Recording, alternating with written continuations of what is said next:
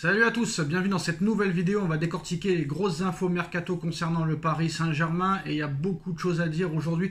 Concernant d'abord les départs, chose très importante, le dossier Gianluigi Donnarumma. Donnarumma a reçu une offre salariale de Manchester United très sérieuse qui se rapproche de son salaire du Paris Saint-Germain. Et en plus de ça, Manchester United est prêt à offrir plus de 45 millions d'euros au Paris Saint-Germain pour s'offrir les services de Gianluigi Donnarumma, ce qui rembourserait automatiquement le transfert de Lucas Chevalier qui va rejoindre le Paris Saint-Germain. Lucas Chevalier a passé sa visite médicale aujourd'hui, il continuera demain et signera son contrat. Il pourrait être présenté demain au centre d'entraînement du Paris Saint-Germain et il sera normalement disponible pour la Super Coupe d'Europe le 13 août contre Tottenham. Il a fait la préparation avec Lille, dont tout indique que Chevalier sera dans les buts contre les Spurs de Tottenham mercredi prochain pour la Super Coupe d'Europe. Ça, c'est la première bonne nouvelle.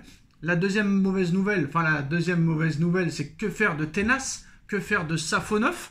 Surtout que Safonov ne veut pas rester au Paris Saint-Germain. Apparemment, les promesses n'ont pas été tenues. En plus de ça, l'arrivée officielle aujourd'hui de Zabarnyi pour 67 millions d'euros a été conclue. Zabarnyi ukrainien, Matvey Safonov russe. Ça ne peut pas fonctionner, mais sauf problème, c'est que ça a été un petit peu le dindon de la farce. Safonov, il n'a pas compris que le Paris Saint-Germain s'est servi de lui pour attirer Kvaratskhelia l'hiver dernier. Et oui, Matvey Safonov et monsieur Kshiva Kvaratskhelia ont le même agent. C'est pour ça que tout le monde s'est posé la question, mais pourquoi Paris a dépensé 15 millions d'euros pour un gardien qui ne jouera jamais?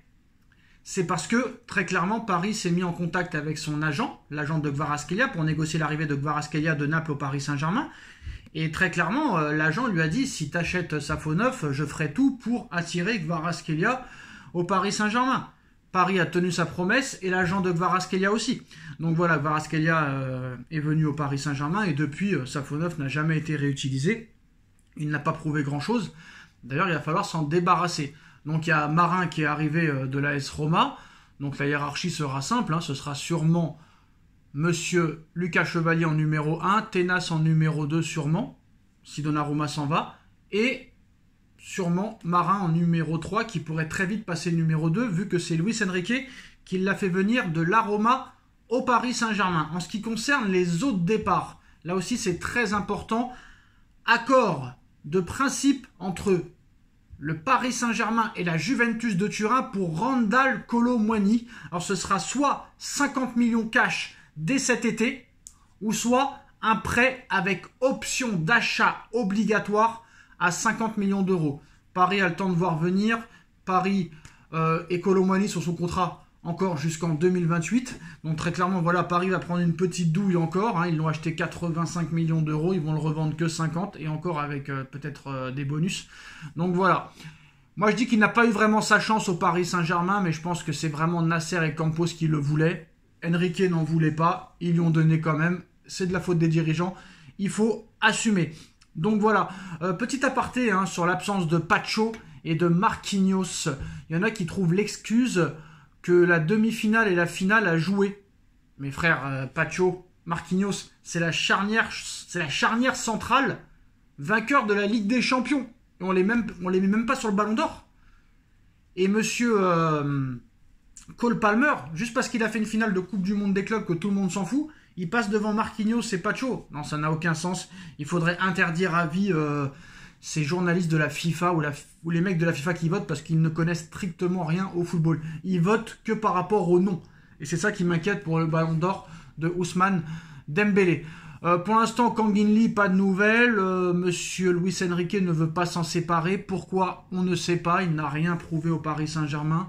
Plus il a joué, moins il a été bon. Il n'a plus du tout été utilisé du tout. Donc Naples pourrait faire une proposition, mais voilà. Enrique voudrait le garder, je ne sais pas pourquoi. Donc Ilya Zabarnyi va rejoindre le Paris Saint-Germain pour 67 millions d'euros. Campos a réussi à faire baisser le prix seulement de 3 millions, mais c'est déjà ça. Lucas Chevalier va rejoindre le Paris Saint-Germain pour 50 millions d'euros. Ça me paraît quand même assez cher, mais heureusement, si Donnarumma quitte le Paris Saint-Germain pour Manchester United, ça sera remboursé. Ça, c'est aussi une bonne nouvelle. Donc voilà. Donc maintenant, faisons un petit point À droite, Hakimi, pas de doublure. Neves, Warren Zaïre-Emery, point d'interrogation. Marquinhos, Pacho, Zabarnyi, lequel va sauter? Je pense que Zabarnyi, il n'est pas venu pour cirer le banc. Donc je pense qu'on va partir sur du Zabarnyi, Pacho en défense centrale. À voir comment M. Marquinhos va le prendre à moins d'un an de la Coupe du Monde. Et à gauche, Nuno Mendes, Lucas Hernandez, Beraldo, qui peuvent jouer dans l'axe ou à gauche. Mukiele est toujours à droite.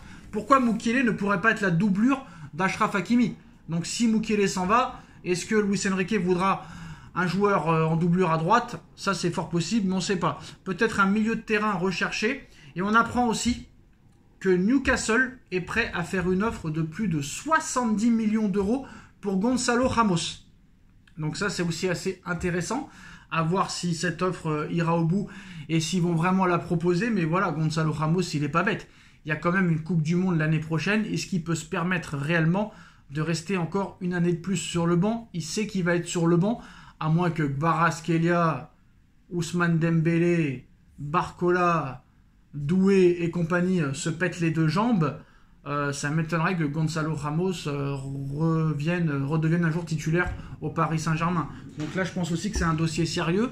80 millions d'euros pour Ramos, tu l'as acheté 85, tu limites les dégâts. Après, Ramos, c'est un joker de luxe. Hein. Moi, franchement, je ne le laisserai pas partir. Mais après, on peut comprendre le joueur qu'il a envie de jouer, très clairement. Tout dépendra aussi de Isaac. Hein.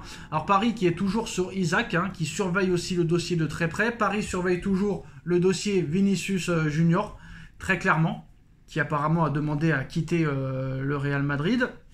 Paris aussi surveille le dossier Rodrigo. Hein.